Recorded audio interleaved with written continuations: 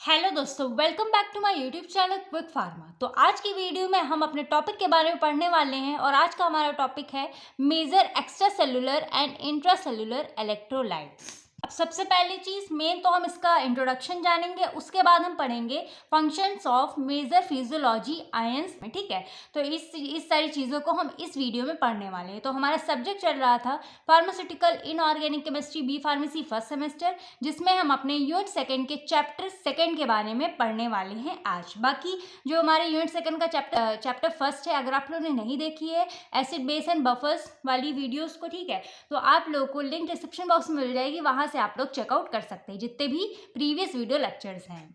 बाकी इसके जो नोट्स वगैरह होंगे आप लोग को टेलीग्राम चैनल पर मिल जाएंगे। आप लोग डिस्क्रिप्शन बॉक्स से टेलीग्राम चैनल को ज्वाइन कर लीजिए। आप लोग को जितने भी लेक्चर्स के नोट्स हैं, जितने भी सब्जेक्ट्स के नोट्स हैं फर्स्ट सेमेस्टर में, आपको सभी के सभी नोट्स आप लोग फ्रीली वहाँ से डाउनलोड कर सकते हैं। तो अब अगर हम बात करें यहाँ पे इलेक्ट्रोलाइट्स के बारे में, तो सबसे पहले हमको यहाँ पे समझना पड़ेगा कि हमारे बॉडी के फ्लूइड्स क्या होते हैं। अब हम यहाँ पे थोड़ा सा एग्जाम्पल के टर्म में समझे। मान लीजिए ये हमारी पूरी की पूरी ह्यूमन बॉडी है, ठीक है। अब जो हमारी ह्यूमन बॉडी है ये हमारे 2 पार्ट्स में डिवाइडेड होती है। अब मान लीजिए जो हमारी ह्यूमन बॉडी है इसमें हमारी 40% सॉलिड मटेरियल प्रेजेंट होता है, सॉलिड मैटर। अब वो हमारा सॉलिड मैटर क्या होता है, 40%, मतलब कि कोई चीज़ जो बहुत ठोस प्रेजेंट होती है हमारी बॉडी में, जैसे कि हमारी हड्डियाँ हो गई, बोन्स हो गई, कुछ हमारे टिश्यूज़ हो गए, ठीक है। और बाकी के जो हमारे 60% होता है हमारी बॉडी में, अप्रॉक्स 60% या फिर 50 to 60% हमारी बॉडी में फ्लूइड प्रेजेंट होता है। तो उस हिसाब से मान लीजिए अगर हम 40% अगर इन बोन्स और इन टिश्यूज़ को हम अपनी बॉडी से निकाल दें, ठीक है, तो बच्चा क्या हमारा अप्रॉक्स 50 to 60% हमारी बॉडी में क्या बचा, फ्लूइड बचा। तो अप्रॉक्स 60% हमारी बॉडी में फ्लूइड प्रेजेंट होता है। यानी कि 50 to 60% हमारी जो बॉडी बनी हुई है किससे बनी हुई है, हमारे फ्लूइड से बनी हुई है। एंड जो बचा वो 40% है, बाकी हमारी बॉडी किससे है, 40% हमारी बोन्स एंड टिश्यूज से मिलकर बनी हुई है। तो यही एक्चुअल में जो हमारा 50 to 60% फ्लूइड होता है, यही हमारे बॉडी को 50% कवर करता है। अब जैसे कि बेसिकली जो ब्लड होता है, ब्लड भी तो हमारा एक फ्लूइड टाइप का ही होता है, तो वो भी हमारा किसके अंदर आ जाता है, फ्लूइड में आ जाता है। अब जो फ्लूइड है ये बेसिकली 2 पार्ट्स में डिवाइडेड होता है। एक तो हमारा होता है एक्स्ट्रा सेलुलर फ्लूइड और एक हमारा होता है इंट्रा सेलुलर।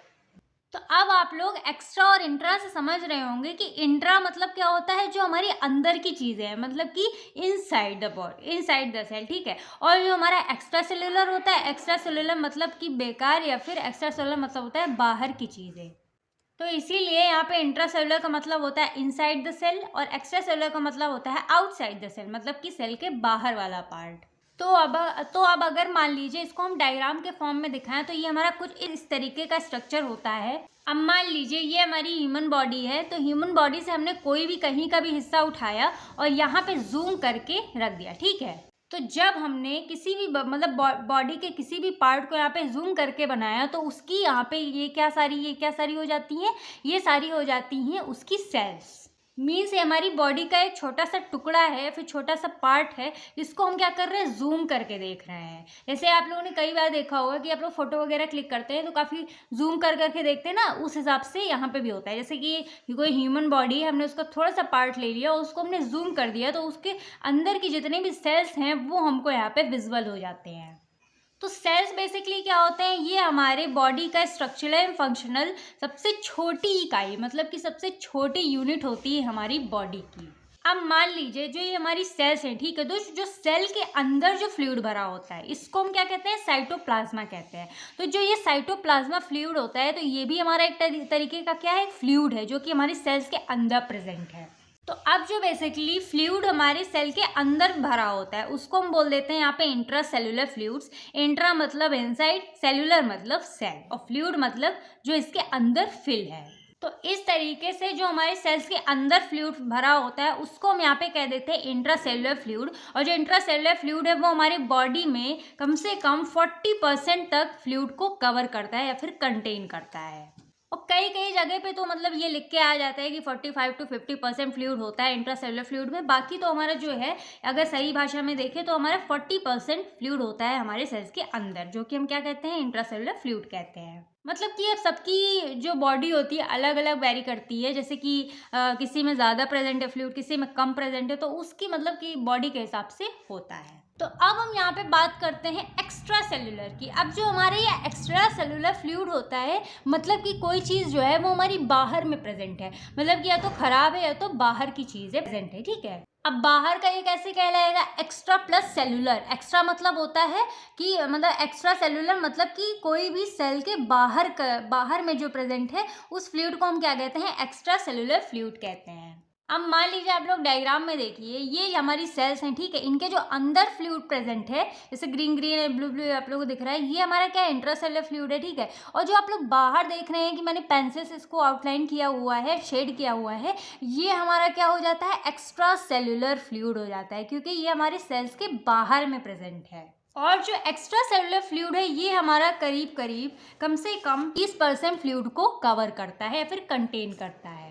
तो अब जो हमारा एक्स्ट्रा सेलुलर फ्लूइड होता है, इसको भी हम दो पार्ट्स में डिवाइड करते हैं। एक हमारा इसमें हो जाता है इंटरस्टिशियल फ्लूइड और एक इसमें हमारा आ जाता है प्लाज्मा। अब बहुत लोग यहाँ पे कंफ्यूज हो जाते हैं इंटरस्टिशियल फ्लूइड में एंड एक्स्ट्रा सेलुलर फ्लूइड में। तो सुनो, यहाँ पे जो इंटरस्टिशियल फ्लूइड होता है, ये हमारे सेल्स के बिटवीन में जो फ्लूइड प्रेजेंट होता है वो हमारा कहलाता है इंटरस्टिशियल फ्लूइड। और जो यहाँ पे सेल के बाहर, मतलब कि जितना भी बाहर प्रेजेंट होता है फ्लूइड, वो हमारा कहलाता है एक्स्ट्रा सेलुलर फ्लूइड। जैसे कि हमारे दो सेल हैं, दो सेल के बीच में जो फ्लूइड प्रेजेंट है वो हमारा क्या कहलाएगा? इंटरस्टिशियल फ्लूइड कहलाता है। अब जो हमारा इंटरस्टिशियल फ्लूइड होता है वो हमारा 12 से 15% प्रेजेंट होता है, ठीक है। अब जो हमारा इंटरस्टिशियल फ्लूइड होता है, ये अप्रॉक्स हमारे 12 से 15% को फ्लूइड को यहाँ पे कंटेन करता है। अब एक फ्लूइड जो हमारा होता है वो हमारे जो कि ब्लड के अंदर प्रेजेंट होता है, प्लाज्मा, ठीक है। तो प्लाज्मा होता है, ये हमारे वस्कुलर सिस्टम यानी कि ब्लड के अंदर प्रेजेंट होता है, इसको हम क्या कहते हैं? प्लाज्मा कहते हैं। अब यानी कि जो हमारा ब्लड होता है वो उसके अंदर हमारा प्लाज्मा प्रेजेंट होता है, जो कि हमारे एक फ्लूइड फॉर्म में प्रेजेंट होता है हमारे ब्लड में। तो ये हमारा पूरी बॉडी में जो प्लाज्मा होता है, ये अप्रॉक्स हमारे 4 to 5% हमारी पूरी बॉडी में प्रेजेंट होता है। तो आई होप आप लोगों को ये बॉडी फ्लूइड्स के बारे में, मतलब जो भी जितने भी फ्लूइड्स हैं सबके बारे में समझ में आ गया होगा, और कितने कितने % प्रेजेंट होते हैं हमारी बॉडी में, ये सारी चीज़ें आप लोगों को क्लियर हो गई होंगी। तो बॉडी फ्लूइड्स के अकॉर्डिंग ही हम आप लोगों को थोड़ा सा यहाँ पे इलेक्ट्रोलाइट्स के बारे में यहाँ पे समझा देते हैं विद एग्जाम्पल। तो बेसिकली यहाँ पे जो इलेक्ट्रोलाइट्स होता है वो हमारा कोई ऐसा सब्सटेंस है जो कि हमारे आयंस के फॉर्म में यहाँ पे कन्वर्ट हो जाता है।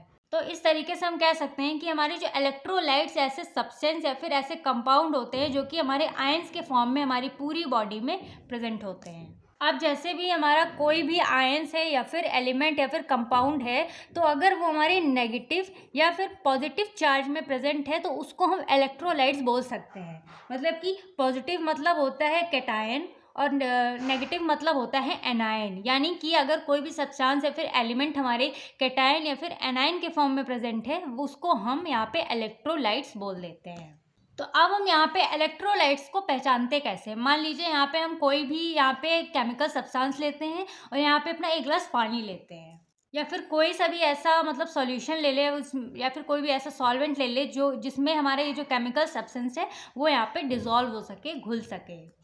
तो अब मान लीजिए जैसे कि ये हमारा एक गिलास पानी है, ठीक है। अब इसमें हमने अपने केमिकल सब्सटेंस को यहाँ पे डाल दिया। अब जो ये केमिकल सब्सटेंस है, अगर ये हमारा ब्रेक डाउन हो जाता है यानी कि ऐसे ऐसे टूट जाता है, ठीक है, पार्ट्स में, तो ये हमारा ये जो सोल्यूशन में होगा, ये जो हमारा केमिकल सब्सटेंस होगा, ये हमारा क्या है? इलेक्ट्रोलाइट है। और अगर यहाँ पे ये हमारा ब्रेक डाउन नहीं होता है तो ये हमारा इलेक्ट्रोलाइट नहीं है। अगर कोई भी केमिकल सब्सटेंस यहाँ पे टूट जाता है डिसॉल्व होके, तो वो हमारा इलेक्ट्रोलाइट कहलाएगा। अगर नहीं टूटता है तो वो हमारा इलेक्ट्रोलाइट नहीं कहलाएगा। अब यहाँ पे एग्जांपल ले लेते हैं। मान लीजिए हमने HCl ले लिया, तो सॉल्वेंट में हमने क्या, सोल्यूशन में हमने क्या ऐड कर दिया? HCl डाल दिया, ठीक है। अब जो HCl है, जब वो हम इसमें डालते हैं तो अगर वो हमारा टूट जाता है, मीन्स डिस्ट्रीब्यूट हो जाता है, तो वो हमारा जो सोल्यूशन होगा ये हमारा क्या होगा? ये हमारा हो जाएगा इलेक्ट्रोलाइट। और अगर ये जो HCl है, अगर ये मान लीजिए ऐसे डिसोसिएट होता है तो ये हमारे H+ ion N+Cl negative ions में डिसोसिएट होता है। तो अगर ये हमारा टूट जाता है H++ Cl नेगेटिव आयंस में, तो ये हमारा इलेक्ट्रोलाइट कहलाएगा। और अगर HCl यहाँ पे डिसोसिएट नहीं होता है तो ये हमारा इलेक्ट्रोलाइट नहीं कहलाएगा। तो इस तरीके से यहाँ पे जो H+ आयन है और यहाँ पे Cl नेगेटिव आयन है, ये दोनों ही हमारे आयंस होते हैं। तो आयंस को हम यहाँ पे क्या बोल देते हैं? इलेक्ट्रोलाइट्स बोल देते हैं, क्योंकि आयंस को हम यहाँ पे इलेक्ट्रोलाइट्स भी कहते हैं। तो जो इलेक्ट्रोलाइट्स होते हैं ये और कुछ नहीं, ये बल्कि हमारे ये आयंस ही होते हैं जो हमारी बॉडी में प्रेजेंट होते हैं। यानी कि जो इलेक्ट्रोलाइट्स हैं हमारे एक सिंपल कंपाउंड होते हैं जो कि हमारी बॉडी में आयंस की फॉर्म में प्रेजेंट होते हैं। अब इस पूरे चैप्टर के यहाँ पे अगर हम क्लाइमेक्स समझे तो मान लीजिए जो हमारी बॉडी में जो फ्लूइड्स प्रेजेंट है, ठीक है, जितने भी हमारे फ्लूइड्स प्रेजेंट है हमारी बॉडी में, इनमें भी जो फ्लूइड्स है इनके अंदर भी कोई ना कोई सब्सटेंस प्रेजेंट होते हैं। अब जैसे कि हमारी जो मैंने बताया था ना, जैसे कि हमारी ये पूरे की पूरी सेल, अगर हम यहाँ पे कोई पार्ट ले लेते हैं बॉडी का, उसको जूम कर देते हैं तो यहाँ पे हमें बहुत सारी सेल्स हमको देखने को मिलती है। अब जैसे कि ज़रूरी नहीं इसमें जो हमारा फ्लूइड प्रेजेंट है सिर्फ पानी ही भरा हो या फिर फ्लूइड ही प्रेजेंट हो, फ्लूइड के अंदर भी हमारे बहुत सारे यहाँ पे क्या प्रेजेंट होते हैं, सब्सटेंस प्रेजेंट होते हैं। यानी कि इस फ्लूइड में हमारे बहुत सारे फिल होते हैं, क्या, इलेक्ट्रोलाइट्स होते हैं, मतलब कि बहुत सारे यहाँ पे हमारे इलेक्ट्रोलाइट्स या फिर आयंस हमारे फ्लूइड में पाए जाते हैं। जैसे कि हमारे फ्लूइड में यहाँ पे हाइड्रोजन हो गया, क्लोराइड हो गया, कैल्शियम हो गया, फॉस्फेट हो गया, मैग्नीशियम हो गया, ये सारे के सारे जो हमारे आयंस होते हैं फिर इलेक्ट्रोलाइट्स होते हैं, ये हमारे फ्लूइड में प्रेजेंट होते हैं। जितने भी हमारी बॉडी में, पूरी बॉडी में जितना भी फ्लूइड होता है अप्रॉक्स, पूरी बॉडी में ये हमारे आयंस जो होते हैं ये हमारे इलेक्ट्रोलाइट के फॉर्म में प्रेजेंट होते हैं। तो यही जो फ्लूइड होते हैं जिनमें हमारे ये बहुत सारे आयंस प्रेजेंट होते हैं, तो यही हमारे बॉडी को चलाने का काम करते हैं और हमारी बॉडी को स्टेबल रखते हैं, यानी कि बैलेंस रखने का काम करते हैं। तो अब जैसे कि हमने यहाँ पे फ्लूइड को दो पार्ट्स में यहाँ पे डिवाइड किया था, ऐसे हम यहाँ पे इलेक्ट्रोलाइट्स में अपने आयंस को यहाँ पे डिवाइड कर देते हैं। यानी कि यहाँ पे जो हमारा एक्स्ट्रा सेलुलर फ्लूइड है इसमें जितने भी हमारे आयंस प्रेजेंट होते हैं इसको हम बोल देते हैं एक्स्ट्रा सेलुलर इलेक्ट्रोलाइट्स, और जितने भी हमारे इंट्रा सेलुलर फ्लूइड में जितने भी हमारे आयंस या फिर इलेक्ट्रोलाइट प्रेजेंट होते हैं उसको हम बोल देते हैं इंट्रा सेलुलर इलेक्ट्रोलाइट्स। तो यहाँ पे basically major extra cellular and intra cellular electrolytes का मतलब ये होता है कि ये हमारे जो मतलब कि बॉडी के डिफरेंट, ये जो इलेक्ट्रोलाइट्स होते हैं हमारी बॉडी के डिफरेंट फ्लूइड्स में प्रेजेंट होते हैं, तो ये हमारे क्या होते हैं, इलेक्ट्रोलाइट्स, जो कि हमारी बॉडी के डिफरेंट फ्लूइड्स में पाए जाते हैं। तो जो हमारे यहाँ पे एक्स्ट्रा सेलुलर फ्लूइड में प्रेजेंट होते हैं यानी कि सेल्स के बाहर, उसको हम कह देते हैं यहाँ पे एक्स्ट्रा सेलुलर इलेक्ट्रोलाइट्स, ठीक है। और जो हमारे इंट्रा सेलुलर यानी कि सेल्स के अंदर जो हमारे इलेक्ट्रोलाइट्स प्रेजेंट होते हैं उसको यहाँ पे हम बोल देते हैं इंट्रा सेलुलर इलेक्ट्रोलाइट्स। इस पूरे चैप्टर में इन्हीं के बारे में मेनली हमको स्टडी करनी है, इन्हीं extra cellular and intra cellular electrolytes के बारे में, जो कि हमारे काफ़ी ज़्यादा मेजर रोल प्ले करते हैं।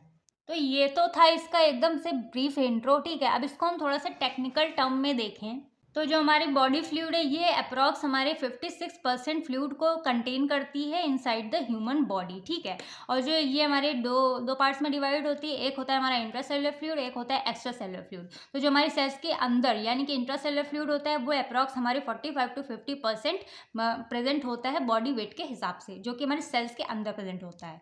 और जो एक्स्ट्रा सेलुलर फ्लूइड होता है ये हमारे दो पार्ट्स में डिवाइडेड होता है, एक होता है हमारा इंटरस्टिशियल फ्लूइड जो कि हमारे बिटवीन द सेल प्रेजेंट होता है, ये अप्रॉक्स 12 से 15% प्रेजेंट होता है हमारे सेल्स के बीच में, यानी कि जो सेल्स हैं इनके बीच में प्रेजेंट होता है। और जो प्लाज्मा होता है ये हमारे ब्लड के अंदर यानी कि वेस्कुलर सिस्टम में 4 से 5% प्रेजेंट होता है। तो इस हिसाब से इन दोनों को मिला के हम ये कह सकते हैं कि हमारे सेल्स के बाहर यानी कि आउटसाइड दिस सेल हमारी 15 to 20% यहाँ पे हमारे सेल्स के बाहर फ्लूइड प्रेजेंट होता है। अब इसका यहाँ पे डायग्राम हो जाता है, ठीक है। इसको आप लोग को अगर बना देंगे तो काफ़ी ज़्यादा अट्रैक्टिव लगेगा और समझ में भी आ जाएगा। तो ये तो था बेसिक्स है यहाँ पे बॉडी फ्लूइड्स के बारे में। तो आई होप आप लोग को बॉडी फ्लूइड्स के बारे में पूरा फंडा क्लियर हो गया होगा। अब इलेक्ट्रोलाइट्स की बात करें तो ये हमारे वो सब्सटेंस होते हैं, या अगर इनको हम सॉल्वेंट के अंदर या फिर वाटर के अंदर इनको हम डिज़ोल्व कर देते हैं तो ये हमारे आयंस के फॉर्म में डिसोसिएट हो जाते हैं, यानी कि हमारे आयंस के फॉर्म में प्रेजेंट होते हैं, कन्वर्ट हो जाते हैं हमारे आयंस के फॉर्म में। तो ये हमारे क्या कहलाते हैं, इलेक्ट्रोलाइट्स कहलाते हैं। तो इसका एग्जाम्पल हमारा आ जाता है जैसे कि हमारा HCl। तो HCl को जब हम पानी में मिला देंगे, ठीक है, तो वो हमारा डिसोसिएट हो जाएगा H++ Cl नेगेटिव आयंस में। तो ये जो आयंस होते हैं यही हमारे क्या होते हैं, इलेक्ट्रोलाइट्स होते हैं। और हमारा जैसे कि वाटर होता है तो ये हमारे H++ OH नेगेटिव में टूट जाता है, ठीक है। और इसका सबसे बेस्ट एग्जाम्पल होता है, मान लीजिए जो हम डेली यूज़ करते हैं नमक, ठीक है, जो NaCl होता है, अगर इसको हम वाटर में डिज़ोल्व करते हैं तो ये हमारा टूट जाता है Na++ Cl नेगेटिव आयंस में, ठीक है। तो ये हमारे क्या हो जाते हैं, आयंस। तो ये हमारे जो इलेक्ट्रोलाइट्स होते हैं ये हमारे आयंस के फॉर्म में कन्वर्ट हो जाते हैं, फिर आयंस के फॉर्म में डिसोसिएट होते हैं, यही हमारे क्या कहलाते हैं, इलेक्ट्रोलाइट्स।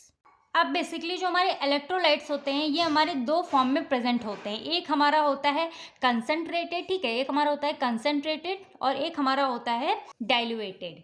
अब मान लो जो एग्जांपल से अगर हम समझाएं तो मान लीजिए ये हमारा एक ग्लास पानी है, ठीक है, ये हमारा पूरा का पूरा एक सोल्यूशन है। इसमें हमने क्या डाल दिया, सोडियम को डाल दिया। अब जब सोडियम को यहाँ पे हम डालते हैं तो अगर वो बहुत ज़्यादा मात्रा में हमारा जो सोडियम है अगर वाटर में प्रेजेंट है तो वो हमारा क्या कहलाएगा, कंसनट्रेटेड कहलाएगा, ठीक है। तो यहाँ पे कोई भी हमारा जो आयन होता है अगर वो ज़्यादा अमाउंट में हमारे प्रेजेंट होता है सोल्यूशन में तो वो हमारा क्या कहलाता है, कंसनट्रेटेड कहलाता है। और अगर हमारे मतलब सोल्यूशन में अगर कम अमाउंट में प्रेजेंट होता है कोई भी सोल्यूट तो वो कोई भी आयन तो वो हमारा कहलाता है डाइल्यूटेड। अब मान लीजिए जैसे कि हमारा जो सोडियम होता है, ठीक है, अब अगर सोडियम हमने इस सोल्यूशन में हमने बहुत ही कम डाला, लो अमाउंट में डाला, तो वो हमारा क्या हो जाएगा, डाइल्यूटेड हो जाएगा। और अगर इसी सोडियम को हम हाई अमाउंट में डाल लें तो ये हमारा क्या हो जाएगा, इसकी कंसनट्रेशन जो होगी वो हमारी हाई होगी। अगर डाइल्यूटेड डालते हैं तो आयंस की कंसनट्रेशन क्या होगी, हमारी लो होगी। तो ये तो बेसिक नॉलेज के लिए है, अगर इसे आ जाता है तो आप लोग इसको आराम से लिख के आ सकते हैं। अब उसके बाद सेकेंड पॉइंट आ जाती है जो हमारा एक्स्ट्रा सेलुलर फ्लूइड था, यानी कि जो हमारा बाहर का फ्लूइड है, सेल्स के बाहर का फ्लूइड, एक्स्ट्रा सेलुलर फ्लूइड, इसमें हमारे कुछ अमाउंट में आयंस प्रेजेंट होते हैं, काफ़ी ज़्यादा मात्रा में प्रेजेंट होते हैं, मतलब लार्ज अमाउंट में। जैसे कि एग्जांपल हमारा हो गया sodium, potassium, chloride and bicarbonate. तो ये हमारे सबसे ज़्यादा अमाउंट में प्रेजेंट होते हैं ये कुछ आयंस जो कि हमारे एक्स्ट्रा सेलुलर फ्लूइड में पाए जाते हैं, या फिर एक्स्ट्रा सेलुलर फ्लूइड इतने लार्ज अमाउंट में आयंस को कंटेन करते हैं। तो ये जितने भी मतलब कि आयंस होते हैं ये हमारे एक्स्ट्रा सेलुलर फ्लूइड में प्रेजेंट होते हैं। इन आयंस के साथ साथ हमारे न्यूट्रिएंट्स एंड अदर सब्सटेंसेस होते मतलब एक्स्ट्रा सेलुलर फ्लूइड में प्रेजेंट होते हैं, जैसे कि oxygen, glucose, fatty acid, amino acid, ये सारे भी इसी के आयंस के साथ हमारे प्रेजेंट होते हैं, किसमें, एक्स्ट्रा सेलुलर फ्लूइड में।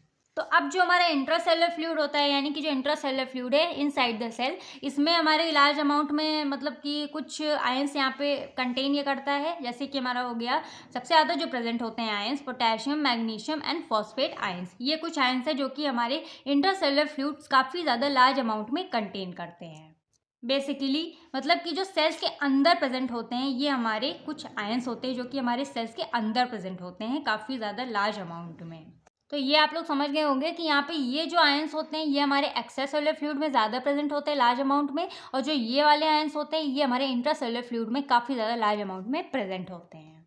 तो आई होप आप लोग को इलेक्ट्रोलाइट्स का फंडा एकदम पूरा क्लियर हो गया होगा कि इसमें हमारे कितने कितने आयंस प्रेजेंट होते हैं, इसका एग्जाम्पल, और हमारा जो इलेक्ट्रोलाइट्स होता क्या है बेसिकली, ठीक है। अब हम बात करते हैं यहाँ पे functions of major physiological ions के बारे में, यानी कि ये जो हमारे आयंस है जो हमारी बॉडी में प्रेजेंट होते हैं कि इनका एक्चुअल में काम क्या होता है उस चीज़ को हम इस टॉपिक में समझेंगे। और ये हमारे बॉडी में बेसिकली प्रेजेंट क्यों है, ये सारे आयंस, इनका क्या रोल होता है, अपना क्या रोल प्ले करते हैं हमारी बॉडी में, उस चीज़ को हम इसी टॉपिक में समझने वाले हैं। तो सबसे पहली पॉइंट आ जाती है, अगर समझने के हिसाब से हम लोग मतलब देखें तो ये जो हमारे आयंस होते हैं ये बेसिकली हमारे क्या करते हैं, बॉडी के होम्योस्टैसिस को यहाँ पे मेंटेन करने का काम करते हैं। मतलब कि ये जो हमारे आयंस या फिर इलेक्ट्रोलाइट्स हमारी बॉडी में जो या बॉडी फ्लूइड में जो प्रेजेंट होते हैं इनका मेजर रोल यही होता है कि ये हमारी बॉडी के होम्योस्टैसिस को मेंटेन रखते हैं और हमारी बॉडी को फिट एंड हेल्दी रखने का काम करते हैं। अब यहाँ पे हमारे कुछ मेजर आयंस या फिर इलेक्ट्रोलाइट्स आ जाते हैं। सबसे पहला हमारा होता है कैल्शियम, ठीक है। तो कैल्शियम हमारे यहाँ पे सबसे ज़्यादा इंपॉर्टेंट होता है, इसको आप लोग को बहुत अच्छे से पढ़ना होगा। तो कैल्शियम हो गया, फिर सेकंड हो गया सोडियम, थर्ड हो गया पोटेशियम, फोर्थ हो गया मैग्नीशियम एंड फिफ्थ हमारा आ जाता है यहाँ पे क्लोराइड, सिक्स आ जाता है फॉस्फेट एंड सेवेंथ आ जाता है लास्ट बाइकार्बोनेट। तो ये हमारे कुछ आयंस होते हैं जो कि हमारे बॉडी फ्लूइड में प्रेजेंट होते हैं आयंस या फिर इलेक्ट्रोलाइट्स के फॉर्म में, और हमारी बॉडी को काफ़ी ज़्यादा मतलब कि अच्छे फंक्शन शो करते हैं, हमारी बॉडी के होमोस्टैसिस को मेंटेन करते हैं, बेसिकली हमारी बॉडी को फिट एंड हेल्दी रखते हैं। अब जैसे इसको हम थोड़ा सा एग्जाम्पल के फॉर्म में समझे, जैसे कि हम लोग डेली रूटीन में मतलब 1 से 2 बार या फिर 2 से 3 बार खाना खाते हैं। तो डाइट जो हमारी होती है उसमें मान लीजिए दिन में हमने पूरा खाना खाया, फिर रात में जो होता है तो रात में हम कभी कभी मतलब खाना खाते हैं फिर नहीं भी खाते हैं, तो उसमें बीच बीच में हम बहुत सारे न्यूट्रिशंस भी लेते हैं। जैसे कि हम लोग ने अब जैसे कि हमारे बादाम हो गए और जो बनाना शेक वगैरह होता है, जितने भी सप्लीमेंट्स वगैरह होते हैं हम लोग कभी कभी बाहर से भी लेते हैं, या फिर जैसे कि ड्राई फ्रूट्स वगैरह हम लोग खाते हैं, तो वो जो बीच बीच में जो हम लोग खाया करते हैं, जितने भी मटेरियल होता है जो हमें न्यूट्रिशन या फिर प्रोटीन प्रोवाइड करते हैं, उसको हम मान सकते हैं कि वो हमारे एक तरीके से आयंस होते हैं या फिर इलेक्ट्रोलाइट्स होते हैं। ठीक है, अब जैसे एग्जाम्पल में देखें तो यहाँ पे मान लीजिए हम लोग शेक वगैरह पीते हैं, तो शेक वगैरह पीते हैं, जब मान लीजिए जैसे कि बनाना का शेक है, तो बनाना का शेक यहाँ पे हमने बनाना ऐड किया और यहाँ पे हमने मिल्क ऐड किया, तो दोनों चीज़ें हो गई। ये तो हमारा क्या है, एक बेस है। तो इससे सिंपली अब इसमें हम बहुत सारी और एडिशनल चीज़ें ऐड करते हैं, जैसे कि काजू हो गया या फिर बादाम हो गया और डेट्स वगैरह हो गई, वो सारी चीज़ें यहाँ पे ऐड करते हैं। तो बाकी जो इसके अलावा भी जो हम ड्राई फ्रूट्स ऐड कर रहे हैं, वो हमारे यहाँ पे क्या काम करते हैं, इलेक्ट्रोलाइट्स या फिर आयंस का वर्क करते हैं, जो कि हमारी बॉडी को काफ़ी ज़्यादा एनर्जी प्रोवाइड कर रहे हैं, हमारी बॉडी को हेल्दी रखते हैं।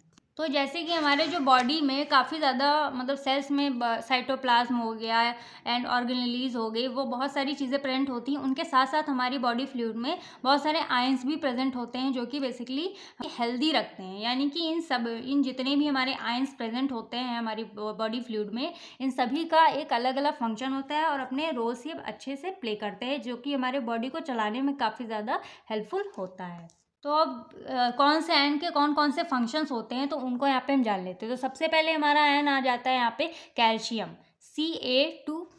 तो बेसिकली ये वाला जो क्वेश्चन है, मतलब कि मतलब functions of major physiological ions, ये बहुत ज़्यादा पूछा नहीं जाता है, लेकिन कभी कभी मतलब एक दो बार ऐसा क्वेश्चन बन के आ जाता है कि right the function of calcium in our body fluid. ठीक है, तो यहाँ पे जो मतलब कि जो कैल्शियम आयन है उसके ऊपर ही मान लीजिए सिंगल में अगर ऐसा क्वेश्चन आ जाता है, तो आप लोग को एक दो आयंस के बारे में, जो हमारे शुरुआती आयंस है, इनके बारे में अच्छे से प्रिपेयर करना है। क्या पता अगर आ जाता है तो ये हमारा 5 to 7 मार्क्स कवर करेगा। मान लीजिए ऐसे क्वेश्चन भी आ सकता है कि जो हमारे बॉडी फ्लूइड में कैल्शियम आयन का क्या रोल प्ले होता है, मतलब वो अपना क्या रोल प्ले करता है, इस टाइप से क्वेश्चन आ जाएगा। या फिर हमारी बॉडी में कैल्शियम की कमी होने की वजह से कौन सी डिजीज कॉज हो सकती है, इसके ऊपर भी क्वेश्चन बन के आ सकता है। तो यहाँ पे बेसिकली जो कैल्शियम आयन है ये थोड़ा सा यहाँ पे इंपॉर्टेंट हो जाता है, तो इसको थोड़ा सा हम लोग डिटेल्स में देखेंगे। बाकी जो आयन्स है इनको थोड़ा थोड़ा सा यहाँ पे हम एग्जाम्पल के तौर पे समझ लेंगे। तो जो हमारा कैल्शियम आयन होता है ये हमारे मतलब काफ़ी ज़्यादा इंपॉर्टेंट रोल प्ले करते हैं हमारी बॉडी में। यानी कि ये हमारे important part of teeth and bones, मतलब कि जो हमारी बॉडी में टीथ और बोन्स होते हैं उसको बनाने में काफ़ी ज़्यादा हेल्पफुल होते हैं। इसके अलावा ये हमारे मसल्स कॉन्ट्रैक्शन, मतलब कि जो हमारी मसल्स होती है उनको कॉन्ट्रैक्शन कराने में ये हमारा काफ़ी ज़्यादा कैल्शियम हेल्प करता है, और जो ब्लड क्लॉटिंग मैकेनिज्म होता है उसमें भी ये हमारा हेल्प करता है। तो जिस हिसाब से हमारा जो कैल्शियम आयन होता है बहुत ज़्यादा इंपॉर्टेंट रोल प्ले करता है, जैसे कि हमारी जो मसल्स वगैरह होती है हम लोग कॉन्ट्रैक्ट करते हैं, रिलैक्स करते हैं, मतलब कि चल फिर सकते हैं आराम से, अपने हाथ वाथ को मूव कर सकते हैं, अपने लेग्स को मूव कर सकते हैं, बॉडी को मूव कर सकते हैं। तो इसीलिए हमारा जो कैल्शियम आयन होता है वो हमारा काफ़ी ज़्यादा इंपॉर्टेंट रोल प्ले करता है हमारे बॉडी फ्लूइड्स में। इसके अलावा जो हमारे कैल्शियम आयंस होते हैं ये हमारे चिल्ड्रंस में काफ़ी ज़्यादा एसेंशियल अमाउंट या फिर हायर अमाउंट में प्रेजेंट होने चाहिए। ये बेसिकली बच्चों के ग्रोथ एंड उनकी जो बोन्स होती है उसको डेवलप करने एंड टिश्यू को डेवलप करने में काफ़ी ज़्यादा मेजर रोल प्ले करता है। अब यहाँ पे जो सबसे बड़ा सोर्स होता है कैल्शियम का वो होता है मिल्क से हमको सबसे ज़्यादा कैल्शियम मिलता है। बाकी चीज़ हो गया, ग्रीन वेजिटेबल्स हो गई, एग हो गया एंड फिश, तो ये काफ़ी ज़्यादा सोर्सेज होते हैं हमारे कैल्शियम में जो पाए जाते हैं। अब इसकी फंक्शंस के बारे में बात करें तो ये बेसिकली हमारे मसल्स कॉन्स्ट्रक्शन में काफ़ी ज़्यादा मेजर रोल प्ले करता है। ठीक है, एक्टिवेशन ऑफ एक्टिन फिलामेंट, यहाँ पे मतलब कि एक्टिन फिलामेंट को एक्टिवेट करके। बाकी हमारे ब्लड कोगुलेशन में हेल्प करता है, जो कि हमारे प्रोथ्रोम्बिन को यहाँ पे थ्रोम्बिन में कन्वर्ट कर देता है। ठीक है, बाकी यहाँ पे जो बोन्स वगैरह हमारी होती हैं, हमारी बॉडी में बोन्स टीथ वगैरह होते हैं, उसके फॉर्मेशन में कैल्शियम काफ़ी ज़्यादा मेजर रोल प्ले करता है इनको बनाने में। अब यहाँ पे हमने सारी चीज़ें पॉइंट वाइज लिख रखी है। अब यहाँ पे हम देख लेते हैं कि जो कैल्शियम की हमारी बॉडी में कमी होने की वजह से हमारी बॉडी में डिजीजेस कौन कौन सी हो जाती हैं। तो चलिए डिजीज़ को भी यहाँ पे हम देख लेते हैं। तो यहाँ पे मतलब कि डिजीज़ हो जाती है, जैसे कि यहाँ पे जब अगर मतलब कि कैल्शियम की जब कमी हो जाती है तो यहाँ पे डिजीज़ हो जाती है हाइपोकैल्सीमिया। तो हाइपोकैल्सीमिया को यहाँ पे ठीक करने के लिए बहुत सारी मेडिसिन वगैरह आती है। जैसे बहुत लोग होते हैं ना कि तुमको कैल्शियम की कमी है, तुम कैल्शियम की दवा खाया करो। ठीक है, बहुत सारे कैप्सूल्स आते हैं, उसको मतलब खाने से यहाँ पे हाइपोकैल्सीमिया सही हो सकता है। और बाकी यहाँ पे जो इसके जो मेजर सोर्सेज वगैरह है, जैसे कि मिल्क वगैरह, ग्रीन वेजिटेबल, एग, चीज़, ये सारी चीज़ें अगर सप्लीमेंट वगैरह सब लेंगे तो उससे भी काफ़ी ज़्यादा फ़ायदा होता है। तो ये सारी चीज़ें जो हाइपोकैल्सीमिया, हाइपो मतलब क्या होता है, कम होना। तो जब यहाँ पे कैल्शियम की कमी होती है तब तो उसको हम कहते हैं हाइपोकैल्सीमिया। लेकिन हमारी बॉडी में जब कैल्शियम काफ़ी ज़्यादा एक्सेस अमाउंट में, हायर अमाउंट में प्रेजेंट होता है या फिर बढ़ जाता है कैल्शियम हमारी बॉडी में, तो उसको हम यहाँ पे कह देते हैं हाइपरकैल्सीमिया। तो इसीलिए जो मतलब कि दोनों ही हमको मतलब एक जैसे कि बैलेंस अमाउंट में चाहिए होता है कि कोई भी चीज़ हो, कोई भी आयरन हो या फिर कोई भी जैसे कोई भी फूड वगैरह होता है ना, तो हम लोग को एक बैलेंस अमाउंट में हम लोग खाते हैं, ठीक है। तो उस हिसाब से कोई भी चीज़ हो हमारी बॉडी में एक बैलेंस बना के रखना चाहिए, ना ही तो ज़्यादा प्रेजेंट हो, ना ही तो कमी ही हो, ना ही तो वो हाइपर अमाउंट में प्रेजेंट हो, यानी ना ही तो वो हायर अमाउंट में प्रेजेंट हो, ठीक है। तो ये कुछ सारी चीज़ें थी हमारी कैल्शियम के बारे में। तो आई होप आप लोग को समझ में आ गया होगा। तो अगर एग्जाम में आता है, सबसे पहले आप लोग कैल्शियम का इंट्रोडक्शन देंगे, ठीक है, उसके सोर्सेस, फंक्शंस, डिजीज, इन सब के बारे में लिख के आना है आप लोगों को। अब यहाँ पे सेकंड आ जाता है, सेकंड आयन सोडियम Na+, ठीक है। अब यहाँ पे जो सोडियम होता है ये मेन हमारा एक्स्ट्रा सेलुलर कैटायन होता है, यानी कि हमारे बॉडी जो हमारी सेल्स होते हैं उसके बाहर प्रेजेंट होता है। एक्स्ट्रा सेलुलर मतलब कि जो सेल्स के बाहर फ्लूइड प्रेजेंट होता है उसमें हमारा ये मेन कैटायन होता है, कौन सा, सोडियम। इसके अलावा ये हमारे बॉडी में osmotic pressure and normal hydration को यहाँ पे क्या करता है, मेंटेन रखने का काम करता है।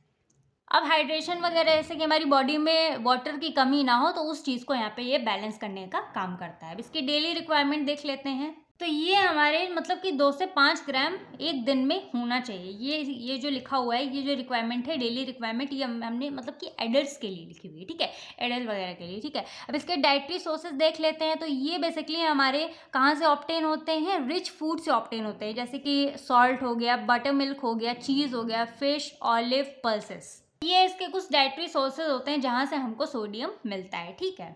इसके अलावा जो सोडियम होता है ये हमारे हार्ट्स के normal functioning and blood pressure में काफ़ी ज़्यादा हेल्पफुल होता है। अब सोडियम के डिजीज़ के बारे में बात कर लें। अगर हमारी जो सोडियम होता है, अगर हमारी बॉडी में सोडियम की डिफिशियंसी यानी कि कमी हो जाती है तो वो हमारी कहलाती है हाइपोनेट्रीमिया। और अगर हमारे बॉडी में सोडियम की मात्रा ज़्यादा हो जाती है, एक्सेस अमाउंट में हो जाती है, तो वो हमारा कहलाता है हाइपरट्रेमिया। तो अगर सोडियम की कमी हो जाती है तो बेसिकली इसके जो डाइटरी सोर्सेज वगैरह हैं इसको आप लोग लीजिए, उसकी वजह से जो हाइपोनाइट्रेमिया है वो हमारी कमी पूरी कर देगा, ठीक है। बाकी अगर ये ना ही तो मतलब कि ज़्यादा होना चाहिए हमारी बॉडी में सोडियम या फिर कोई भी आयरन हो, ना ही तो वो कम होना चाहिए। तो इस हिसाब से आप लोग बैलेंस बना के इसको रख सकते हैं। फिर हमारा थर्ड आ जाता है यहाँ पे पोटेशियम। जो पोटेशियम है ये बेसिकली हमारे इंट्रासेलुलर फ्लूइड में प्रेजेंट होता है। तो ये हमारा मेजर इंट्रासेलुलर कैटायन होता है जो कि हमारी बॉडी में प्रेजेंट होता है।